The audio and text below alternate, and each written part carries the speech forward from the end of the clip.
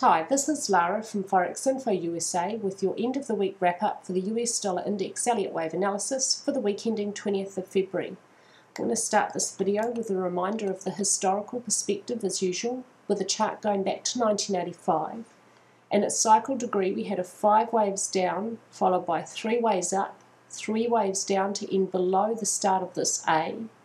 And now we should be working on the start of a C wave up, which should take the dollar comfortably to levels above 122 or so, and that'll take a few years.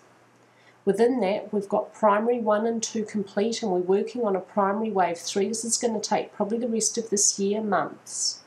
And a target upwards for that, it will equal 1.618 the length of wave 1, which is a really common Elliott wave ratio between 1 and 3. When it gets up to about 104.58. So that's my target. That's a few months away at the moment. That's my first target. I'm going to take you now to a daily chart for the last 3 months where this maroon 2 is analogous with this maroon 2, and we're looking now just at the last recent rises for the dollar in the last few weeks with the minor 1 and 2 complete, and we're working on a minor 3 wave. The bright blue lines are a base channel. Draw a trend line from the beginning of 1 to the end of 2, create a parallel copy and place it on the extreme upper end of 1. When wave 3 is over, it will turn and come back down in a 4th wave, and at that stage, still a few weeks away possibly, we can expect this upper bright blue line to provide support and resistance for that downwards movement. Now, this very slim outlying possibility I'm just beginning to consider today is the possibility that we've had 1, 2, 3, 4, 5. That would make 5 shorter than 3, so 3 is not the smallest. It leaves 2 not in price territory of wave 1, so it meets the major Elliott wave rules, and it is a technical outline possibility. Now, I'm only considering that because of wave behaviour at the end of Friday's trading, and wave behaviour is really important. It has to give you a guide and fit with your wave count, and what happened at the end of Friday doesn't quite fit with the wave count. So I'm going to take you now to the hourly chart and explain what I mean where this green 2 is analogous with this green 2. And this is what I mean, this steep, strong drop down right into price territory of this first wave.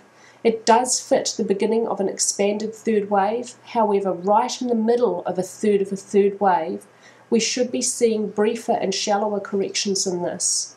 If we see very strong continued upwards movement with the dollar in the beginning of next week's trading with comfortably higher highs and less of this steep, strong drop and more corrections looking like this, then I'll be a little bit happier with my main wave count.